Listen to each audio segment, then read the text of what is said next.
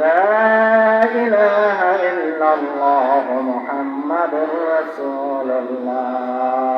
তো আল্লাহ পাক রব্বুল ইজ্জত বলেন, ওলে তুকাব্বিরুল্লাহ, তোরা আমার নেয়ামতের শুকরিয়া আদায় কর। আমরা বললাম আল্লাহ নেয়ামতের শুকরিয়া আদায় করব কিভাবে? আমরা তো নেয়ামত সবগুলা তো পাই না। আল্লাহ বলে আলামা হাদাকুম, সবগুলো হাসন, কিন্তু একটা জিনিস পাইছি যে আলামা হাদাকুম, আমি তোদেরকে হেদায়েত দান করেছি। হেদায়েত দান করার কারণে তোরা আজকে এখানে আসতে পারছ, বসতে পারছ, এবং তোদেরকে আমি জীবিত রাখার কারণে তোরা কি মসজিদে আসি নামাজ পড়তে পারছ, সুস্থ রাখার কারণে তোরা কি আসতে পারছ। তাহলে কেন তোরা আমার নিয়ামতের শুকরিয়া আদায় করবি না? আলামা হাদাকুম ওয়ালা আল্লাকুম তাশকুরুন, আর এজন্য তোরা আমার নিয়ামতের শুকরিয়া আদায় করবি। আল্লাহ পাক রব্বুল ইজ্জত বলেন যে দেখ, এখানের মধ্যে অনেক মানুষ আসছে, কিন্তু তাবলীগের জোটে কিছু লোক বর্তমানে আছে চায়ের দোকানে, কিছু লোক আছে মসজিদে, কিছু লোক আছে প্যান্ডেলে। সবাইকে কিন্তু আল্লাহ কি প্যান্ডেলে রাখে নাই, সবাইকে আবার দোকানেও রাখে নাই, সবাইকে আবার মসজিদেও রাখে নাই। এজন্য আল্লাহ পাক রব্বুল ইজ্জত বলেন, বান্দা তুই আমার কোন কোন নেয়ামতকে অস্বীকার করবে?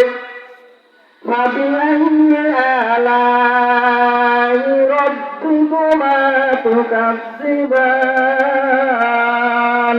كل من عليها فان ويبقى وجه ربك ذو الجلال والإكرام فبأي آلاء ربكما تكذبان। আল্লাহ পাক রব্বুল ইজ্জত বলেন, এর বান্দা দেখ, চতুর্দিকে তাকাইয়া দেখ, শুধু আমি আল্লাহর রহমত এবং বরকত ছাড়া আর নেয়ামত ছাড়া কিছুই নাই। আল্লাহ পাক রব্বুল ইজ্জত বলেন, এর বান্দা, আমি দুনিয়ার মধ্যে যা কিছু সৃষ্টি করেছি সমস্ত সৃষ্টির কুলের মধ্যে শুধু বলছি কোন ফায়াকুন, হয়ে যা হয়ে গেছে। কিন্তু বান্দা আমি তোকে সৃষ্টি করবার টাইমে কিন্তু কোন ফায়াকুন বলি নাই। আমি আল্লাহ তোকে কত আদর করে, মায়া করে, মহব্বত করে কুদরতের মধ্যে রেখেছি। কুদরত থেকে আমি আল্লাহ মায়া এবং মহব্বত করে আলেম আরো আর জগতের মধ্যে আনছি। এরপর আমি আল্লাহ দয়া এবং মায়া করে তোর মার বাচ্চাদানের ভিতরে তোকে আনছি। এখানে আমি তোকে 9 থেকে 10টা মাস পর্যন্ত আমি তোকে লালন পালন করছি। কিন্তু কোন ডাক্তার তোর পেটের খিদা নিবারণ করতে পারে নাই, কোন বিজ্ঞানী তোর পেটের খিদা নিবারণ করতে পারে নাই। আমি আল্লাহ দয়ার মালিক। আমি আল্লাহ তোকে তোর মায়ের নামের সাথে, তোর নামের সাথে একটা তারকে অ্যাডজাস্ট করে দিয়ে আমি তোর খাবারের ব্যবস্থা করেছি। এরে বান্দা, আমি এই 10টা মাস সময় লাগছে আমি তোকে গ্রহণ করতে, কিন্তু বান্দা আমি তোর নাকটা কোন জায়গায় দিলে তোকে সুন্দর দেখাবে, আমি আল্লাহ একবার নাকটা ব্রিডিং করে 10 বার রহমতের দৃষ্টি দিছি। কোন দিক দিয়ে তোর কানটা দিলে ভালো হবে, কি পেছনে না, কি ডাইনে না সাইডে না, কি বামে, আমি আল্লাহ একবার এই কানটা লাগাই আমি 10 বার রহমতের দৃষ্টি দিছি। এরপর সুন্দর করে আমি তোকে গঠন করছি। আমার পাক্কা 10 মাস বা 9 মাস লাগছে। এরপর যে বান্দা আমি তোকে পাঠাইছি, আমি আসমান বানাইছি খুঁটিবিহীন, কখনো বলি নাই যে আমি আসমান সুন্দর করে বানাইছি। কোরআনের কোন আয়াতের মধ্যে বলি নাই। আমি জমিন বানাইছি, 4তম জমিন বানাইছি, আমি কখনো বলি নাই যে জমিনকে আমি সুন্দর রূপে বানাইছি।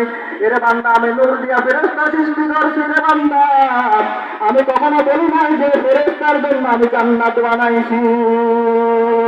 হাকিকতে সে তু দুনিয়া বে খবর হায়, দুনিয়া তু নমায়শ বর নজর হায়, মমে গোলাম কে আজ দুনিয়া জুদাবাস বাহত তাহারে কে বাসি বাখ বাবাস কাদের কুদরত বাহারি বার কামাল অন্ত রব্বি অন্ত হাসদুর জুল জালাল তুহি কদর জলিলুল্লাহ জাহাদাও বহার হালে তুমি মেরা নজাদান।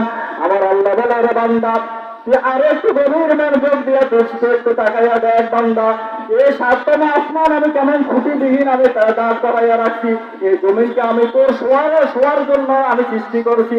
এবং ঘরের ভিতরে যখন তোরা শুবি, শোনের পরে তোরা মাথার উপরে সামনি টাঙ্গাচ্ছি, সামনি টাঙ্গান নেই, সামনি যখন টাঙ্গান, আল্লাহ বলে যে আমি জমিনকে শোয়ানোর জন্য সৃষ্টি করেছি, আবার আসমানকে আবার সামনে হিসেবে ব্যবহারের জন্য আমি ফিটিং করে দিয়েছি। এবং এই বিশাল আসমান থেকে আমি বৃষ্টি বর্ষণ করে তোদের জন্য রিজিকের ফায়সালা করে দিয়েছি। সুবহানাল্লাহ। আল্লাহ পাক রব্বুল ইজ্জত বলেন, বান্দা তুই কেন আমার নিয়ামতের শুকরিয়া আদায় করবি না? আরে বান্দা তুই তাকাইয়া একটু দেখ, এরে বান্দা তুই তাকাইয়া একটু দেখ, আমি আল্লাহ জমিন সৃষ্টি করছি, আসমান সৃষ্টি করছি, সব কিছু সৃষ্টি করছি, কিন্তু কোরআনের কোন আয়াতের মধ্যে বলি না সুন্দরভাবে সৃষ্টি করছি। কিন্তু তুই মানুষকে সৃষ্টি করতে যাইয়া আমি সূরা আত-তিন 95 নম্বর সূরা 3-এর মধ্যে আমি আল্লাহ 4 কসম খেয়ে বলছি যে আমি তোকে সুন্দরভাবে তৈরি করছি। তিনের কসম, জাইতুন ফলের কসম,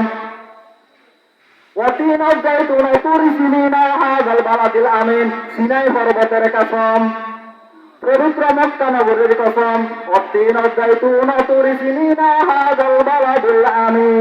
এই 4টা কসম খাইবার পর আমি আল্লাহ বলছি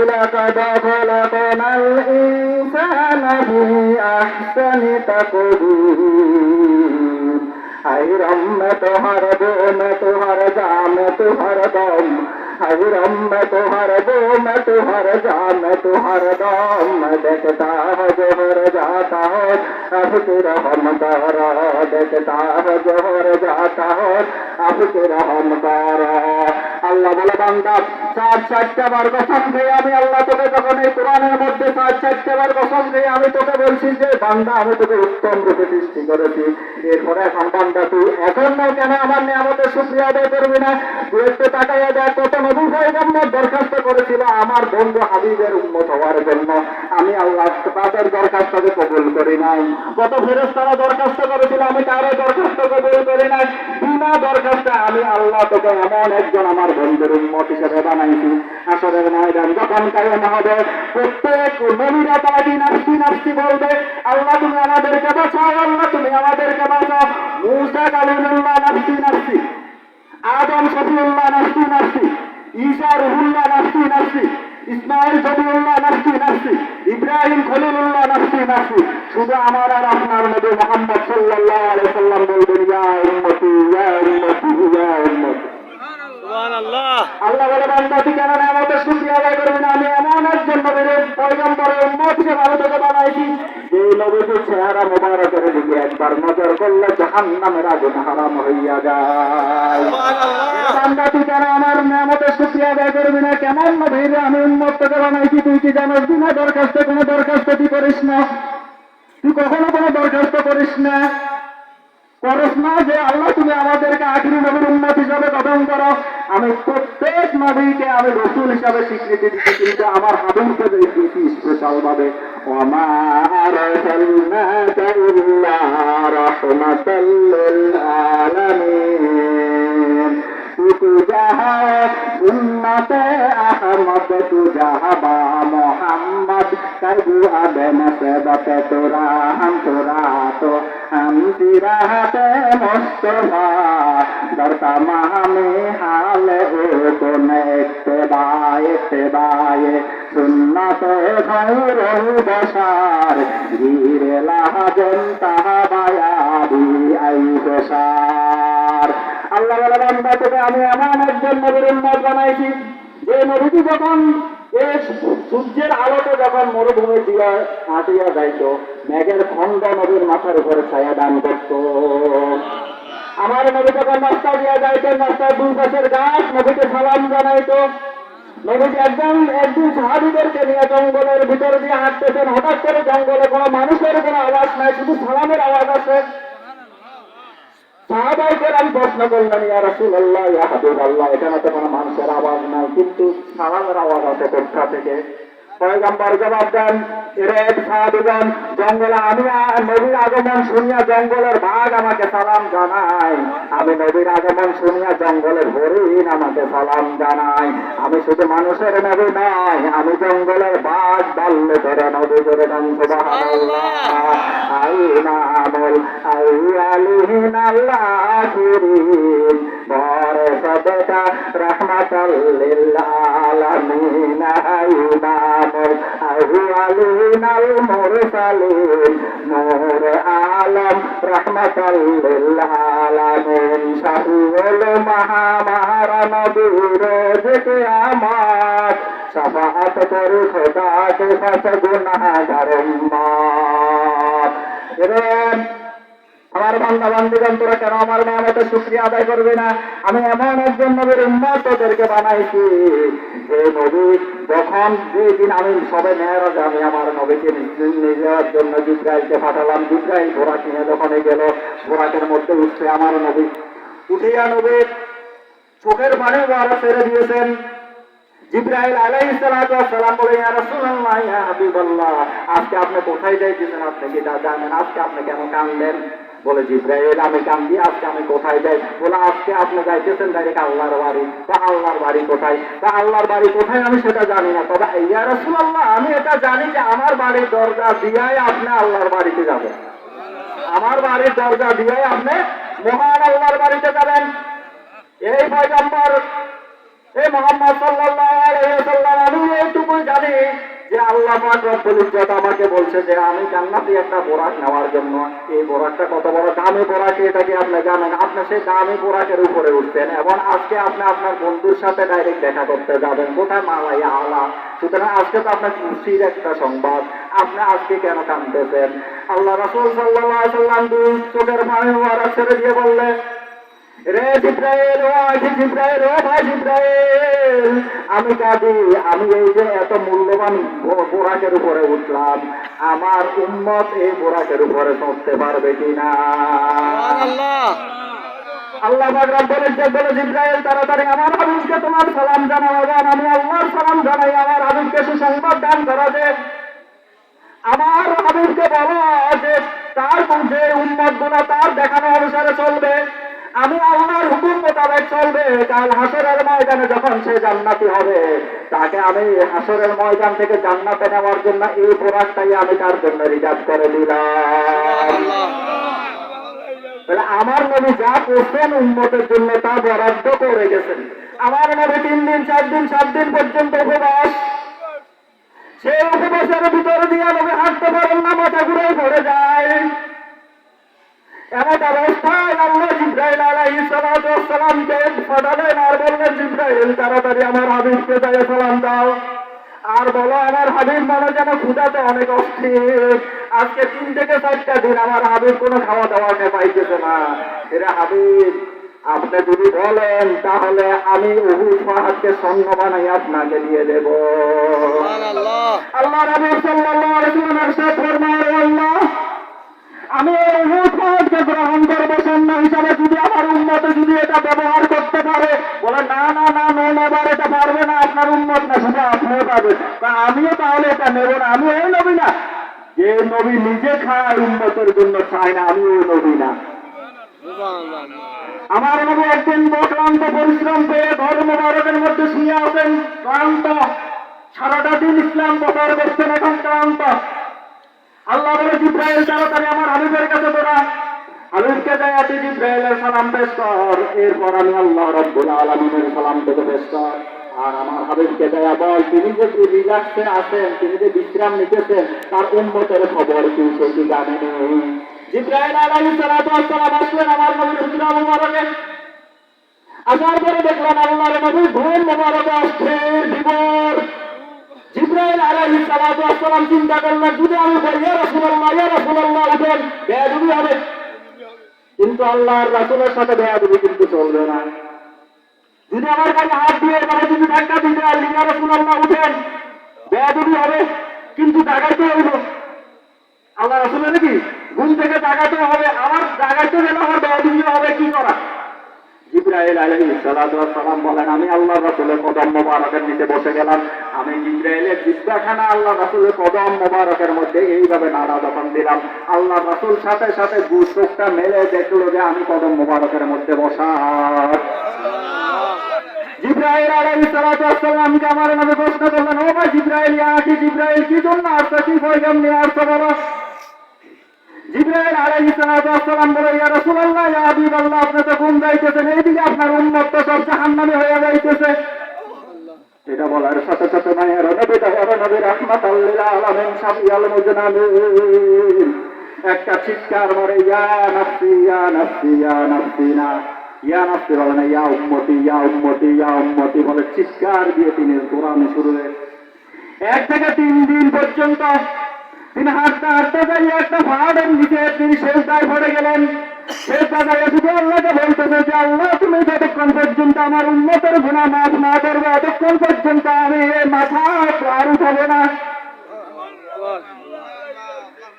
অনেকক্ষণ পর্যন্ত সেজদাতে পড়ে আছে, পা মোবারক গুনাহ ভুলে গেছে। একটা বালক বকরি নিয়ে আসে চড়াইতে বলে, বকরিগুলা আল্লাহ রাসূলের সেজদাটা দেখা বকরিগুলা তারা ঘাস খায় না, মুখখানা উপরের দিকে দিয়ে শুধু কান্না করতেছে। রাখাল বালক বলতেছে আজকে 3টা দিন হয়ে গেল, কে জানি এই লোকটা জানি সেজদাতে পড়ে আছে, তার সেজদার কারণে আমার বকরিগুলা তারাই খানা খায় না, তারা উপবাস হইয়া মাথাটা শুধু উপরের দিকে দিয়ে শুধু পানি সরকার করে পড়তেছে। আল্লাহর কসম আমি এই পর্যন্ত এখন আমি বকরি নিয়ে আমি বাড়িতেও যাইতে আমি নিজেও পাইতেছি না। এইদিকে মদিনার ভূমিতে খুন হট্টগোল। আবু বকর সিদ্দিক রাদিয়াল্লাহু খোঁজ করতেছে, পাইতেছে না। ওমর ইবনে খাত্তাব, উসমান ইবনে আফফান, আলী রাদিয়াল্লাহু, আম্মা জান ফাতিমা জোহরা রাদিয়াল্লাহু সবাই খোঁজ করতেছে, কেউ পাইতেছে না। ওমর খোলা তরবারি নিয়ে মদিনার ভূমিতে আয়া হাজির। ডাইরেক্ট দেখলা আর যদি এই কাফেরের দল শুনি আল্লাহ যদি আল্লাহর রাসূলকে তোরা যদি কিছু কইরা থাকো, আল্লাহর জাতে জালালিয়াতের কসম এই তলোয়ার দিয়া তোদের দেহ থেকে মাথা উড়াইয়া দেব। আবু বকর সিদ্দিক রাদিয়াল্লাহু বলে ভাই আমার থামা, আমরা একটু আগে তালাশ করে দেখি আল্লাহ রাসূল কোন জায়গায় আছে। আবু বকর সিদ্দিক রাদিয়াল্লাহু, ওমর রাদিয়াল্লাহু, উসমান রাদিয়াল্লাহু, আলী রাদিয়াল্লাহু সকলে মিলে রওনা। খোঁজ করতে করতে দেখলো যে একটা বালক বসে বসে বসে বসে শুধু কি জানি করতেছে। বালকের কাছে গেলে আবু বকর, রে বালক তুই আমি আবু বকর চিনুসনি, তুই এখানে কি করস? আমাদের নবীকে দেখছসনি? বালক কান্দে আর বলছে আবু বকর আমি চিনি না, কে ওমর আমি চিনি না, রে কে ওসমান আমি চিনি না, কে আলী আমি চিনি না, তবে আজকে 3টা দিন যাবৎ একটা লোক সূরার মধ্যে পড়ে ইয়া উম্মতি বলে, শুধু সেজদায় পড়ে কান্না করতে করতে তার চোখের পানি যায় এখন ব্লাড তালাকে যাওয়ার কল্পনা হয়ে গেছে। এরে আবু বকর আমি তোকে চিনি না রে আবু বকর, তবে এটা বলি আজকে 3টা দিন পর্যন্ত আমি আমার উটনীদেরকে পানীয় তালাকে পান করাইতে পারি না, আমি তাদেরকে নিয়ে আমি বাড়িতে যাইতে পারি না, আমিও নিজে উপবাস হইয়া আছি। ওই লোকটাকে আমি চিনি না রে, তাড়াতাড়ি তোরা ওই দিকে যাইয়া দেখ ওটা তোমাদের নবী কিনা। আবু বকর রাদিয়াল্লাহু বলে ভাই ওমর আর কিছু বলা লাগবে না, এটাই হবে আমাদের নবী, আর বলা লাগবে না। তাড়াতাড়ি 4 জন মিলে এখানে নেমে গেলেন। নেমে জায়গায় দেখলেন যে আল্লাহ রাসূল সেজদাতে পড়ে বলতেছে যে আল্লাহ তুমি আমার উম্মতের গুনাহ যতক্ষণ পর্যন্ত ক্ষমা না করবে ততক্ষণ পর্যন্ত আমি সেজদায় উঠাবো না। আল্লাহু আকবার। আবু বকর সিদ্দিক রাদিয়াল্লাহু বলে ইয়া রাসূলুল্লাহ ইয়া হাবিবাল্লাহ, এই আরব শহরের মধ্যে সর্বপ্রথম পুরুষের মধ্যে আমি আবু বকর সিদ্দিক আপনার হাতে ইসলাম গ্রহণ করেছি। আমি আপনার সাথে একজন সাথী, আমার 6 বছরের বাচ্চা কন্যা আয়েশাকে আমি আপনার সাথে শাদী মোবারক দিয়েছি।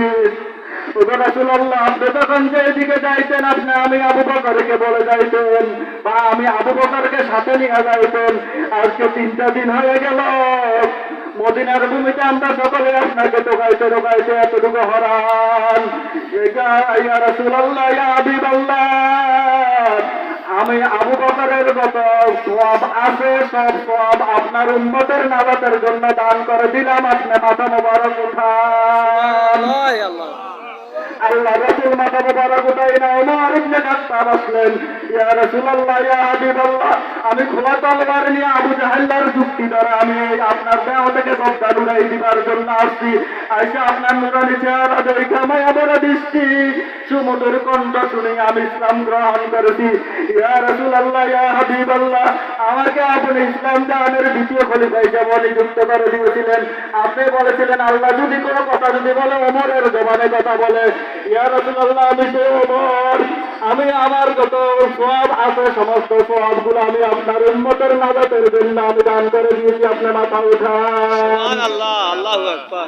উসমান ইবনে আফফান একই কথা বললেন, আল্লাহ রাসূল মাথা উঠাই না। আলী রাদিয়াল্লাহু আনহু এই কথা বললেন, মাথা উঠাই না। পরে তারা যেন মিলে সিদ্ধান্ত গ্রহণ করলেন, আমাদের কথা তো নবী মাথা উঠাবে না। তাড়াতাড়ি যাও, রাসূলের কলিজার টুকরা আম্মা জান ফাতিমা জোহরা রাদিয়াল্লাহু আনহার কাছে যাও। যদি আম্মা জান ফাতিমা জোহরা রাদিয়াল্লাহু আনহা যদি আসে, তাহলে আল্লাহর রাসূল হয়তো মাথা মোবারক উঠাতে পারেন। সকলে চলে গেল। আবার আম্মা জান ফাতিমা জোহরা রাদিয়াল্লাহু আনহার কাছে যাইয়া বলে, ওগো কলিজার টুকরা দান, তুমি তাড়াতাড়ি যাও, তোমার আব্বা জানকে পেয়েছি। ইমাম হাসান হুসাইন সবকে ঘরে রাইখা আম্মা জান ফাতিমা জোহরা দৌড়াইয়া চলে আসলেন। আইসা দেখে আল্লাহর রাসূল এখনো সেজদাতে পড়ে আছেন।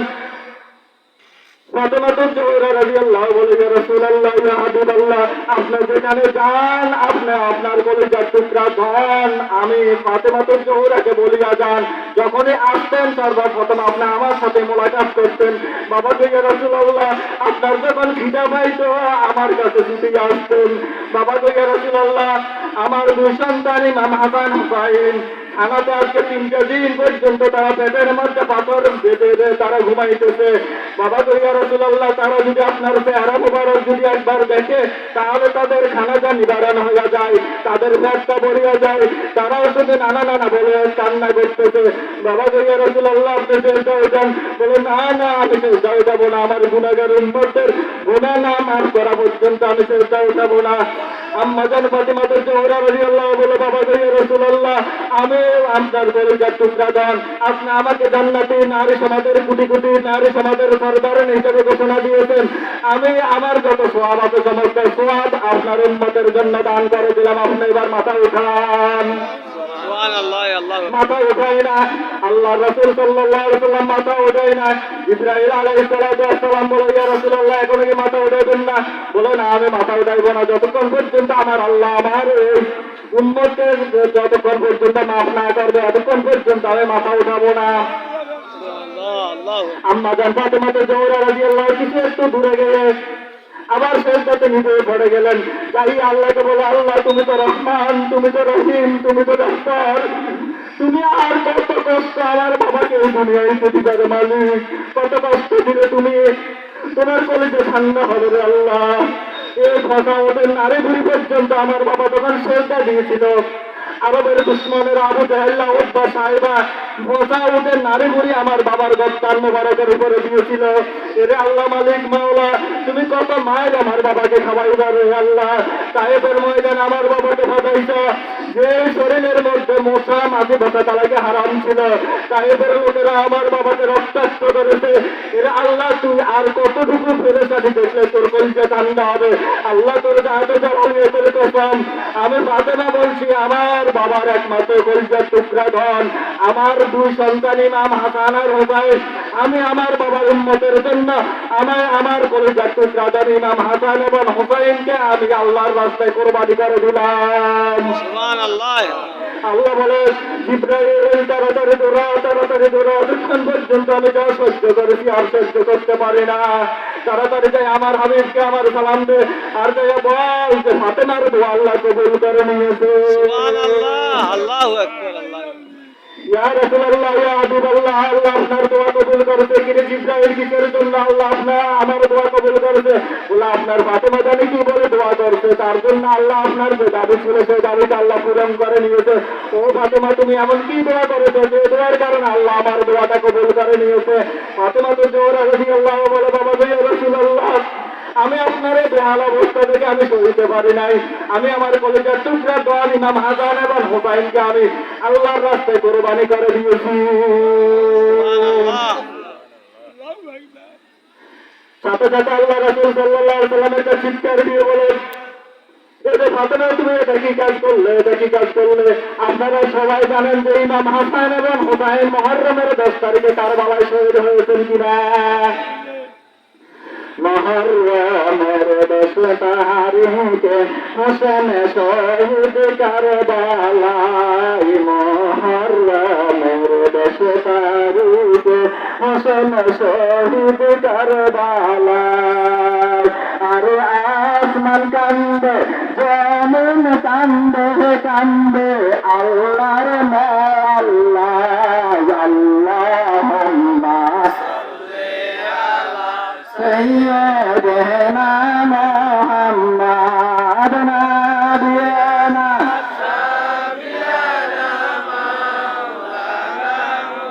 লাল লাল কার বাহালার জমিন রক্তে রক্তে দেও খেলা রে লাল লাল কার বাহালার জমিন রক্তে রক্তে দেও খেলা আরে কাহাতে রে শুনলে মনে তাদের প্রেমে বাড় জ্বালায় আল্লাহুম্মা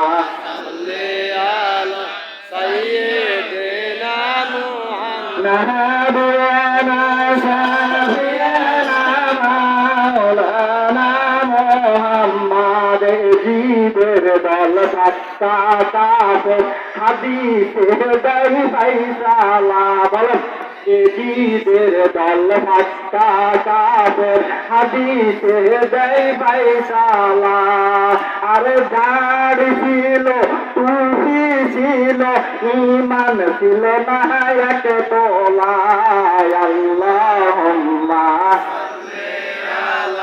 সাইয়্যিদানা মুহাম্মাদ নাবিয়ানা শাফিয়ানা মাওলানা মুহাম্মাদ আল্লাহুম্মা সাল্লি আলা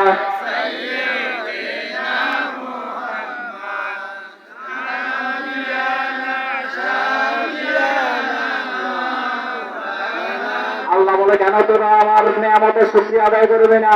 আমি এমন একজন নবীর উম্মত তোদেরকে বানাইছি যে নবীকে সৃষ্টি না করলে আমি আসমান এবং জমিন কিছুই সৃষ্টি করতাম না। যে জমিন যে নবীকে সৃষ্টি না করলে আমি ইহকাল পরকাল কোনো কালের কোনো প্রয়োজন ছিল না। যে নবীকে সৃষ্টি না করলে বেহেশত দোজখ মালাইয়া আলা কিছুই আমার লাগতো না। এমন একজন নবীর উম্মত হিসাবে আমি তোদেরকে প্রেরণ করেছি। কেমন নবীর উম্মত হিসাবে আমি তোদেরকে প্রেরণ করেছি তোরা জানোস নি? যখন সবে মেয়েরাজে আমার আগে একজন বলে গেছেন, আমাদের সম্মানিত মুরব্বী সাহেব আমির সাহেব বলে গেছেন যে নামাজের সম্পর্কে বলে গেছেন। যখন আল্লাহ রাসূল সাল্লাল্লাহু আলাইহি ওয়াসাল্লাম যখন সবে মেরাজে যখন গমন করলেন, তাই আল্লাহর সাথে যখন মোলাকাত করলেন, মোলাকাত করার সময় আল্লাহ পাক রব্বুল ইজ্জত বলছিলেন আত-তাহিয়াতু লিল্লাহি ওয়াস-সালাওয়াতু ওয়াত-তাইয়্যিবাত। হে নবী, আপনি আমার জন্য কি আনছেন? তবে আমি আপনার জন্য নাজরানা স্বরূপ আনছি, আপনি তা কবুল করেন। আল্লাহ পাক রব্বুল ইজ্জত তখন বলছিলেন আসসালামু আলাইকা আইয়ুহান নবী ওয়া রাহমাতুল্লাহি ওয়া বারাকাতুহু। এ নবী, আপনার উপর আমার শান্তি এবং কি দুরূদ শান্তি রহমত বর্ষিত হোক। আল্লাহ রাসূল সাল্লাল্লাহু আলাইহি ওয়াসাল্লাম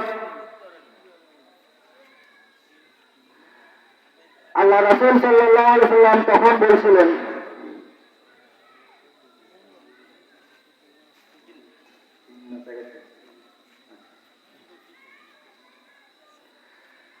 আল্লাহ পাক রব্বুল ইজ্জত এর পর্বে আল্লাহ রাসূল সাল্লাল্লাহু আলাইহি ওয়াসাল্লাম বলছিলেন যে যখনই আমাকে আল্লাহ যখনই বলছিলেন যে আল্লাহ আমি সবে মেরাজে আসছি, আমি আমার উম্মতের জন্য কি দেব? আমার উম্মতের জন্য কিছু দিবেন না? তবে আপনার উম্মতের জন্য আমি দিলাম 50 ওয়াক্ত নামাজ দিয়ে দিলাম। আপনার উম্মত যদি এই 50 ওয়াক্ত নামাজ সঠিক মোতাবেক আদায় করে, তাহলে আমি আল্লাহর সাথে তাদের সাথে দিদার হয়ে যাব। সুবহানাল্লাহ। এটাকে কমাইতে গিয়ে কি ফাঁস ধরেছে মান যাবেন হাসানাতি ফালাহু আশরু আমসালিহা। আল্লাহ পাক রব্বুল ইজ্জত বলছেন যে আমার কোন বান্দা যখন নেক আমল যখন করে একে 10, একে কত 10, মান যাবেন হাসানাতি ফালাহু আশরু আমসালিহা, তার মানে একে 10। এবার একে 10 যখন হয়েছে, আমরা হরি কত ওয়াক্ত? 5 ওয়াক্ত। তো 5-এর এবার 10 দিয়ে গুণ দিলে কত? 8-10-এ 60 কেন 50 নেই, তাহলে 50 ওয়াক্ত নামাজ। আল্লাহ ডাক দিয়ে বলছে হাবিব আপনার হায়াত কম, আপনার উম্মতের হায়াত কম, নো টেনশন টু ফুর্তি। তবে আপনি জানাইয়া দেন আপনার উম্মতেরা 5 ওয়াক্ত নামাজ পড়বে। ওয়াক্ত কমাইছি, কিন্তু 50 ওয়াক্তের যে বাজেট আছে, বাজেট কিন্তু কমায় নাই। সুতরাং 50 ওয়াক্তের বাজেট ফুরাই দিয়ে দেবে। এরপর আল্লাহ রাসূল সাল্লাল্লাহু আলাইহি ওয়াসাল্লাম বলছিলেন আল্লাহ আপনি ইব্রাহিম আলাইহিস সালাতু ওয়াস সালামের নমরুদের আগুনের থেকে বাঁচাইছেন, তার বিনিময়ে আপনি আমাকে আমার উম্মতের কি করছেন? তখনই আল্লাহ রাসূল সাল্লাল্লাহু আলাইহি ওয়াসাল্লাম এটা বলার সাথে সাথে আল্লাহ পাক রব্বুল ইজ্জত বলছিলেন হাবিব আমি ইব্রাহিম আলাইহিস সালাতু ওয়াস সালাম এবং ইব্রাহিম আলাইহিস সালাতু ওয়াস সালামকে নমরুদের আগুন থেকে বাঁচাইছি। আমি আপনাকে এবং আপনার উম্মতকে আমি কাল হাসরের ময়দানে জাহান্নামের আগুন থেকে বাঁচিয়ে দেব। দ্বিতীয় নাম্বার, আল্লাহ আপনি মুসা আলাইহিস সালাতু ওয়াস সালামকে নীল নদ লোহিত সাগর পার করেছেন, তার বিনিময়ে আপনি আমি নবী মুহাম্মদ সাল্লাল্লাহু আলাইহি সাল্লামের জন্য কি রেখেছেন? আল্লাহ পাক রব্বুল ইজ্জত বলা হবে, আমি মুসা আলাইহিস সালাতু ওয়াস সালামকে লোহিত সাগর পার করেছি, তার বিনিময়ে আমি আপনার উম্মতকে 30,000 বছরের রাস্তা ফুলসেরাতের ফুল পার করে দেব। কত রাস্তা? 30,000 বছরের রাস্তা ফুলসেরাত পার করে দেব। এইভাবে আমার নবী যখন যেখানে গেছেন উম্মতের জন্য তিনি কি সব কিছু আদায় করে নিতেন। আরো কাহিনী আছে, তো ইনশাল্লাহ আমি বলার মতো আমার আর সুযোগ নেই, আমার টাইমই বলার টাইম শেষ। আল্লাহ পাক রব্বুল ইজ্জত আপনাদেরকে সুস্থতা দান করুক এবং আমাকেও আবার আগামী এইরকম কোরআনের ময়দান আল্লাহ পাক আমাদেরকে দেখা করে তৌফিক দান করুক। আমিন। আসসালামু আলাইকুম ওয়া রাহমাতুল্লাহি ওয়া বারাকাতুহু।